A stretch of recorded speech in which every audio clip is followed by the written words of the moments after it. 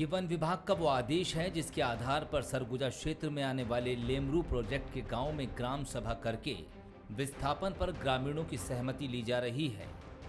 इस प्रोजेक्ट को लेकर इन दिनों सरकार में तकरार दिखाई दे रही है।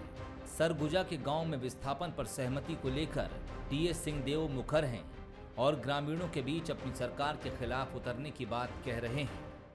मन में ये बात नहीं आना चाहिए कि टीएस बाबा भी सरकार में है तो टीएस बाबा भेजिन है तो हम ना कैसे कही, बिल्कुल नहीं।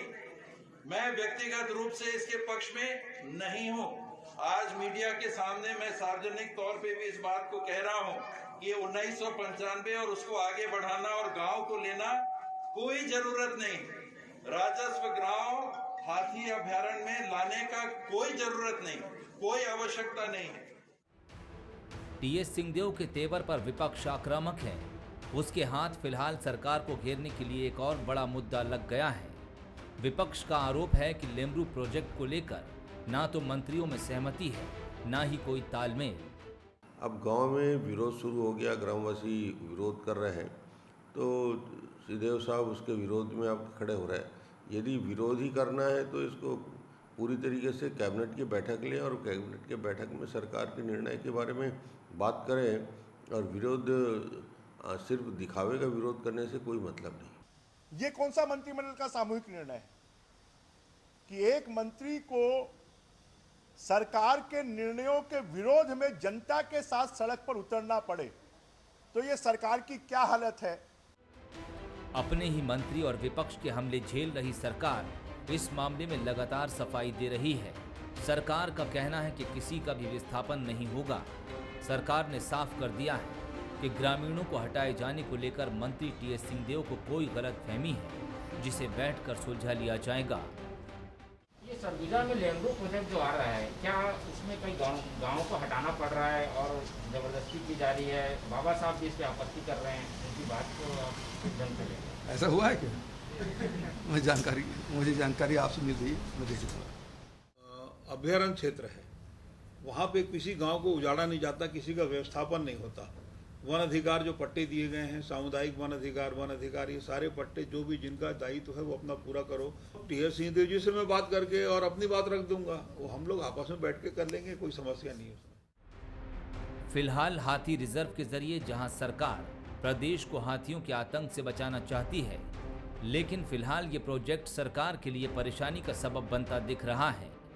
ऐसे में जरूरत है आपसी तालमेल से मतभेद को मनभेद में बदलने से पहले सुलझाने की। नमस्कार, स्वागत है आपका। मैं हूं अभिषेक शुक्ल। लेमरू पर क्यों लाल हुए सिंहदेव? जी हां, टीएस सिंहदेव दरअसल लेमरू प्रोजेक्ट को लेकर सरगुजा इलाके में इस वक्त दौरे पर हैं।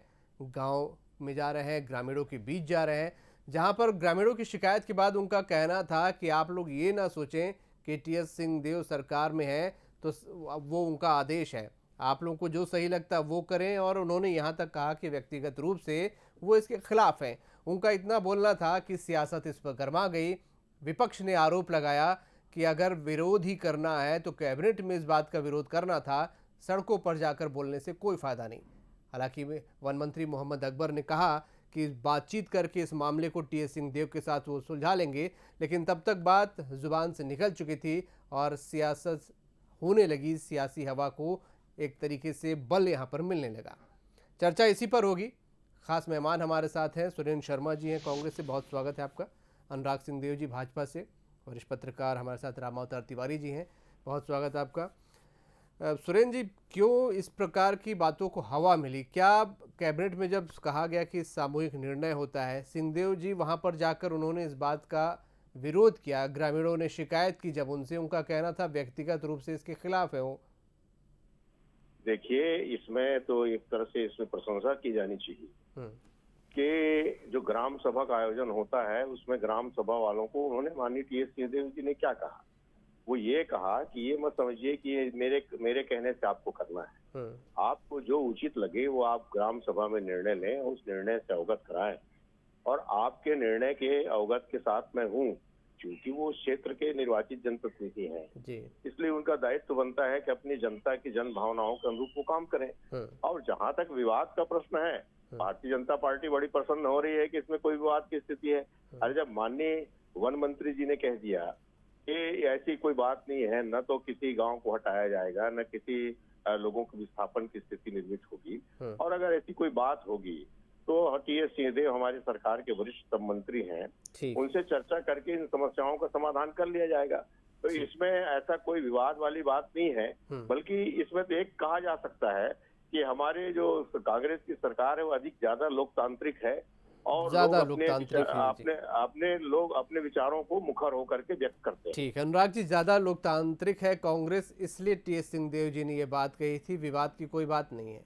लेमरू प्रोजेक्ट देखिए बहुत महत्वपूर्ण प्रोजेक्ट था, जिसको 2007 में डॉक्टर रमन सिंह जी की सरकार ने अन्य जो एलिफेंट प्रोजेक्ट थे उसके साथ साथ शुरू करने का निर्णय किया था, जिसमें 450 स्क्वायर किलोमीटर का एरिया लिया गया था।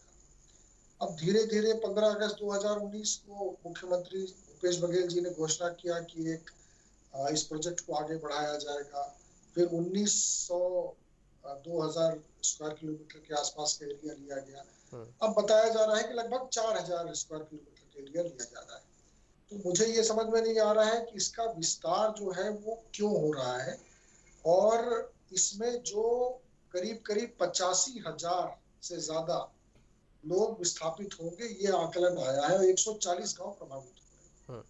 पहले ये सिर्फ वन क्षेत्र में था, अब ये आबादी क्षेत्र में भी इसका विस्तार होगा, और जिसको लेकर व्यापक रूप से हमारे आदिवासी भाई और वहाँ के जो ग्रामवासी हैं वो इसका विरोध कर रहे हैं। अब जब विरोध हो रहा है तो टीएस सिंहदेव जी जो सहमति दिए थे कैबिनेट में इस लेमरू प्रोजेक्ट को लेकर, अब गांव वालों के बीच में वो बोल रहे हैं कि नहीं हम आपके साथ हैं। तो पहले तो ये निर्णय करना पड़ेगा कि वो कैबिनेट के साथ है कि गांव वालों के साथ में है, और गांव वालों के साथ में है तो कैबिनेट में ये जो प्रस्ताव था ये पारित क्यों हुआ, ये भी इसका उत्तर भी उनको देना पड़ेगा। मुझे लगता है कि ये एक तरीके से नूरा कुश्ती है, इसके पीछे बहुत सारी कहानियां हैं। या तो इस एलिफेंट प्रोजेक्ट को ये विवादित करना चाहते हैं, या फिर वहां पर अडानी की बहुत सारी माइंस है जिसका विस्तार होना है, तो ऐसे भी उस पर भी कुछ बातें हो सकती हैं। तो मुझे समझ में नहीं आ रहा है कि ये क्यों हो रहा है। कुल मिलाकर यहाँ ग्रामवासी पूरी तरीके से भयभीत हैं और उनको सुरक्षा की आवश्यकता है। राम अवतार जी, क्यों विवादित हो रहा है ये प्रोजेक्ट? पिछली सरकार में भी था, इस बार भी है, हालांकि थोड़ी एरिया बढ़ गए यहाँ पर, लेकिन सिंहदेव जो कैबिनेट में मौजूद थे वो अब ग्रामीणों की जब उन्होंने शिकायत की ग्रामीणों ने, तो वो काफ़ी नाराज़ दिख रहे हैं, और ये भी कहा उन्होंने व्यक्तिगत रूप से इसके पक्ष में नहीं है। देखिए, इस मामले में एक तरफ सरकार है, दूसरी तरफ उद्योगपति है, तीसरी तरफ जनता है। तीन चीजें हैं इसमें।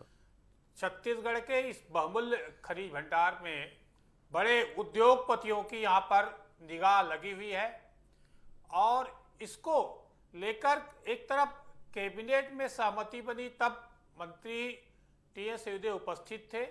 अब जब सड़क में जनता का विरोध है तो ये विरोध के बाद ये विरोध में आ गए, क्योंकि जनता महत्वपूर्ण है, जनता के बीच रहना है, वहीं से निर्वाचित होकर आए हैं, तब स्थिति को भांपते हुए वो सड़क में आने की बात कर रहे हैं। इसमें ये भी बात कही जा रही है कि किसी उद्योगपति की इसमें रुचि है, उसका विरोध, उसका समर्थन के चलते राजनीति का एक हलचल मची हुई है। दूसरी तरफ उन वनवासी हैं जो उस इलाके में रहते हैं जहां हाथी से प्रभावित लोग हैं, वो है लंबे समय से उनकी सुरक्षा, उन आदिवासी भाइयों की सुरक्षा, उस क्षेत्र की जो हाथी है उसके आतंक की सुरक्षा, कई बातें लंबी समय से कही जा रही है, पर उन बातों का जिस तरह से समाधान निकलना चाहिए वो समाधान कैसे निकलेगा, ये बात जब बंद कमरे में सब सहमति बन गई थी, फिर सड़क में विरोध की बात कैसे आ गई। ठीक है, उद्योगपति जो एक तरह से लॉबी क्यों चल रही है, कितने फायदा है इसमें, केंद्र सरकार की क्या भूमिका है, केंद्र सरकार क्या बहुत इंपॉर्टेंट बात राम अवतार जी आपने कही, उद्योगपति वाला एंगल भी आपने यहाँ पर दिया है। सुरेंद्र शर्मा जी, ये विपक्ष भी बोल रहा है, वरिष्ठ पत्रकार भी बोल रहे हैं, क्या उद्योगपति वाला भी एंगल है, क्या जानबूझकर विवादित करने की स्थिति बन रही है? देखिए, मेरी जानकारी में किसी उद्योगपति वाला मसला है, ऐसी मेरी जानकारी में तो नहीं। प्रश्न यही है जो मैंने कहा कि लेमरू अभ्यारण्य जो लगातार छत्तीसगढ़ में हाथियों का जो आतंक पहुंचा हुआ है, जो रहवासी इलाके में हाथी लगातार विचरण कर रहे हैं, फसलों को नुकसान पहुंचा रहे हैं, घरों को तोड़ रहे हैं और कई लोगों के द्वारा ऐसी परिस्थिति में उनको मारने का भी प्रयास किया जा रहा है। ऐसी परिस्थिति में ये सरकार ने तय किया है कि लेमरू अभयारण्य एक हाथी के लिए कॉरिडोर बनाया जाए और जैसा कि अनुराग सिंहदेव जी ने कहा कि ये लंबा मामला बहुत लंबे समय से चल रहा था, भारतीय जनता पार्टी के समय से। अभी छत्तीसगढ़ सरकार ने एक साहसिक कदम उठाते हुए उसको विस्तारित रूप से करने का निर्णय लिया है। अब इस निर्णय में जब ग्रामीणों के साथ ग्राम सभा का आयोजन अभिषेक जी इसीलिए तो किया जाता है कि भाई आखिर में कुल मिला के सुरेंद्र जी, अगर आपने सुना हो, सिंहदेव जी कह रहे हैं व्यक्तिगत रूप से भी वो उसके पक्ष में नहीं है, पर उस बैठक में जब सामूहिक निर्णय में तो वो भी थे। नहीं तो व्यक्तिगत रूप से क्या होता है, जैसे मान लीजिए मेरे व्यक्तिगत विचार होते हैं, मगर मैं कांग्रेस पार्टी का एक सदस्य हूँ। कांग्रेस पार्टी ने जब एक बार निर्णय कोई चीज का ले लिया तो मैं उस पार्टी के फोरम में उस बात को रखने का अधिकारी हूँ। तो माननीय सिंहदेव जी निश्चित रूप से फिर सुरेंद्र, लेकिन सरकार की बात तो ग्रामीणों तक पहुंचानी थी, समझानी थी उनके बीच में जाकर नाराजगी जताना और कहा कि अगर आप अनशन पर बैठेंगे तो मैं भी बैठ जाऊंगा आपके साथ। नहीं, ऐसी नाराजगी वाली कोई बात नहीं है। और ये ऐसा है कि अपना जो विधानसभा क्षेत्र होता है वहाँ की जनता के साथ जिस ढंग से बातचीत की जाती है, उनको एक आश्वासन दिया जाता है, उनको आश्वस्त किया जाता है। उनको एक विधायक के हैसियत से उन्होंने आश्वस्त किया कि तो आपका हित नहीं होने दिया जाएगा। और इसके लिए तो सरकार भी कह रही है कि माननीय मोहम्मद अकबर जी ने भी कह दिया कि किसी तरह का हित नहीं होगा। और टीएस सिंहदेव जी वरिष्ठ मुख्यमंत्री हैं और उनकी बातों को सरकार में भी महत्व है और सब मिलजुल के काम करते हैं।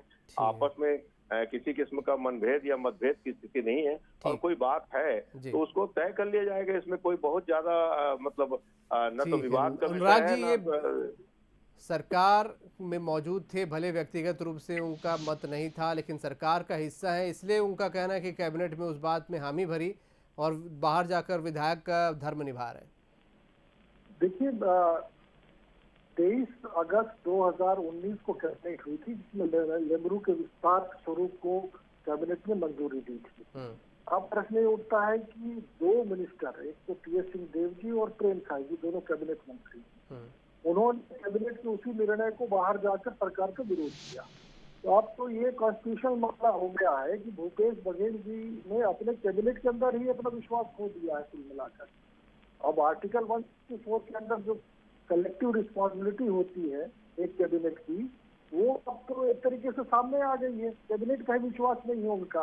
तो कुल मिलाकर जो निर्णय हो रहे हैं वहाँ वो किस हिसाब से हो रहे हैं या कैबिनेट ने जो पारित किया है वो उसका क्या परिणाम होने वाला है, इससे कोई मतलब नहीं है सरकार को।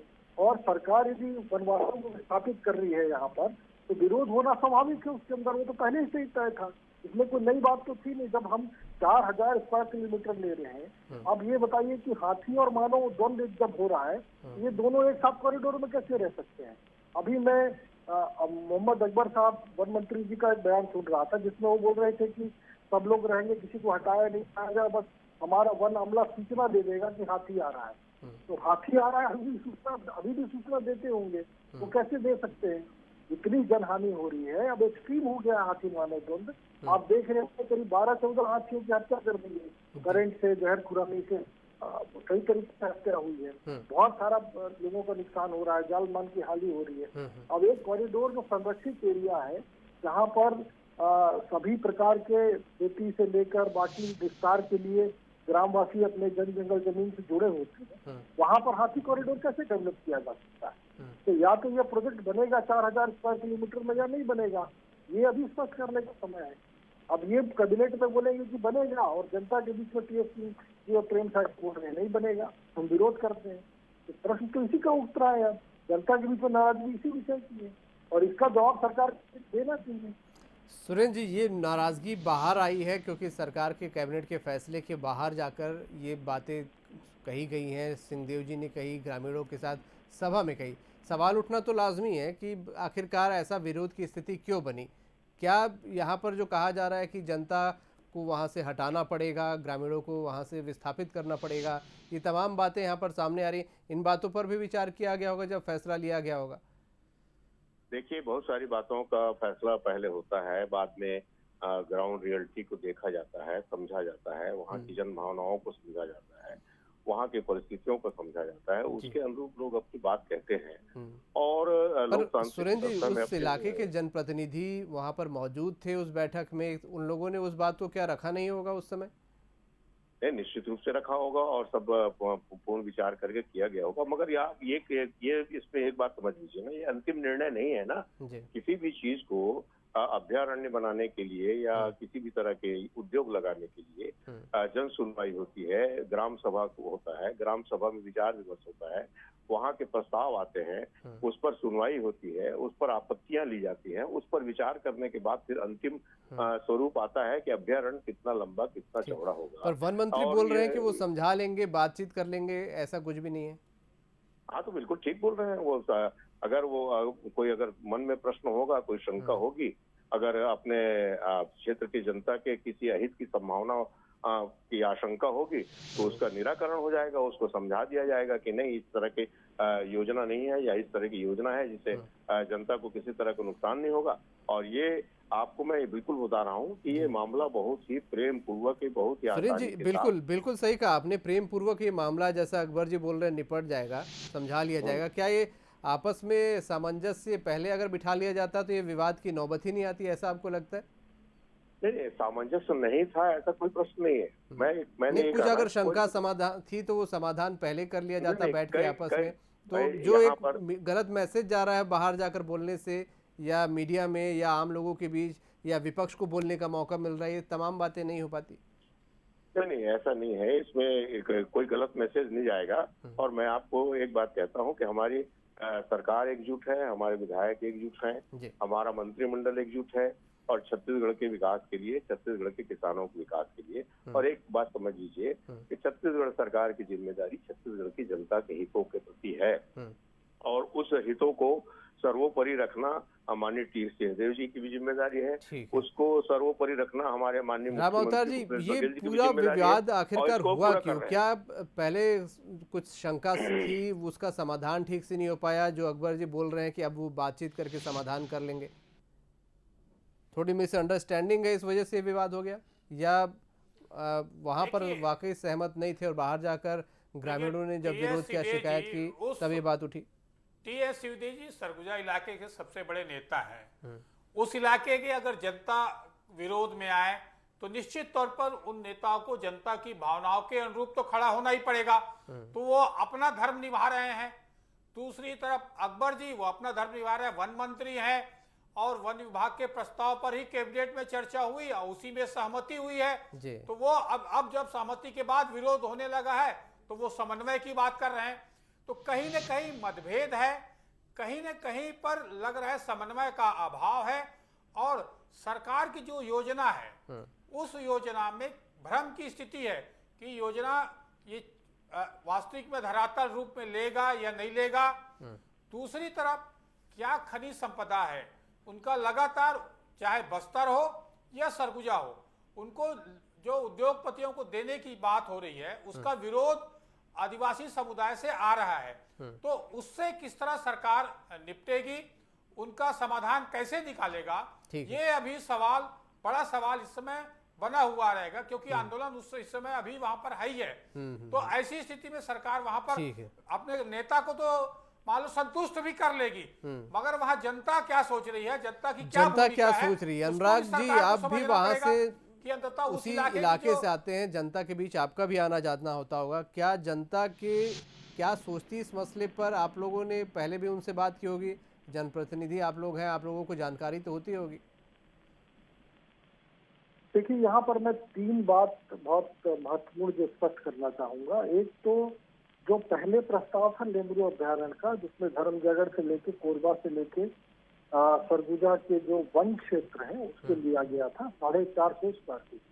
तब तक तो मामला ठीक था, उसमें कोई ज्यादा विषय नहीं था। एक जंगल, वन्य प्राणी और एलिफेंट जंगल तक ही रह जाए, ये सोच। इसके विस्तार को लेकर समस्या हुई है। दूसरी बात, अभी जो जो अडानी का एग्जिस्टेंस एरिया है जहाँ पर कोल उत्खनन होता है, उसमें भी कुछ 5 गांव इस प्रोजेक्ट में भी शामिल किए गए हैं। तो आपको ये जान के आश्चर्य होगा कि वो जो अडानी के एग्जिस्टिंग 3-4 गांव थे जहां पर इस प्रोजेक्ट में उन गांव को लिया गया है, तो ग्राम सभा में सहमति की बात आई और अभी एक विवाद जो बहुत गहरा अभी सामने आ रहा है। मंत्री टीएस सिंह देव जी अधिकारियों को बोल रहे हैं कि आप ग्राम सभा में और सरपंचों पर दबाव न बनाए, सचिव पे दबाव न बनाए जो प्रस्ताव, और उल्टे जो अधिकारी हैं वो सरपंचों पर और सचिव पे दबाव बना रहे हैं कि वो प्रस्ताव है। तो आपको ये जान के आश्चर्य हुआ कि बाकी किसी ने नहीं किया। जो एग्जिस्टिंग एरिया है, जो 3-4 गांव जहां पर वो था, उन्होंने प्रस्ताव में सहमति दे दी कि हम एलिफेंट कॉरिडोर के पक्ष में। वहाँ उत्खनन नहीं हुआ था तो उनको ऐसा लगा कि शायद हम इसमें आ जाएंगे तो सेफ रहेंगे। तो इसको लेकर भी किस प्रकार की राजनीति हो रही है कि अभी अडानी का विस्तार होना है, जो कोल प्रोजेक्ट है उसका विस्तार होना है, तो उसको लेकर भी कई प्रकार की बातें यहाँ जनता के बीच में है कि क्या होना है, कैसे होगा। और यहाँ क्षेत्र के लोग वैसे भी भुक्तभोगी हैं कि जगह जमीन ली गई है और वहाँ कोल उत्खनन हो रहा है, तो उस बात का बहुत प्रत्यक्ष रूप से वहाँ पर लोग अनुभव कर रहे हैं। इसके कारण काफी आक्रोश इस क्षेत्र में है। और टीएस सिंहदेव जी अब दोहरी भूमिका में, या तो वो अब इन जनप्रतिनिधियों को मना, सरकारी बिल्कुल ये दोहरी भूमिका है इस वक्त, क्योंकि कैबिनेट मंत्री भी हैं और जनप्रतिनिधि भी हैं। जनता की भावनाओं का भी उनको सम्मान करना है, इसीलिए वो नाराज़गी उन्होंने वहाँ पर जताई है और कहा भी है कि व्यक्तिगत तौर पर वो इसके पक्ष में नहीं है। हालांकि वन मंत्री ने इस बात को कहा है कि वो मिल बैठकर मामला सुलझा लेंगे। बहुत शुक्रिया आप सभी का इस चर्चा में शामिल होने के लिए। बड़ी अहम चर्चा थी। लेमरू प्रोजेक्ट को लेकर सरकार की महत्वाकांक्षी योजना है और लंबे समय से चल रही है। हाथियों और ग्रामीणों के बीच जो द्वंद्व है उसको ख़त्म करने की कोशिश है, लेकिन इस पर एक विवाद खड़ा हो रहा है और विवाद बाहर से या विपक्ष से नहीं, सरकार के अंदर से एक मंत्री उठा रहे हैं, इसलिए इस बात को लेकर काफ़ी इसको हवा मिली। हालांकि अब मंत्री आपस में कह रहे हैं कि बातचीत करके मामले को सुलझा लिया जाएगा। खैर देखना आगे आगे क्या होता है। बहरहाल इस मामले को विपक्ष भी पूरी हवा दे रहा है और कैबिनेट मंत्री अगर टीएस सिंहदेव की बात करें तो वो पूरी तरह से ग्रामीणों के साथ इसमें जाते दिख रहे हैं। आज का मुद्दा में इतने। नमस्कार।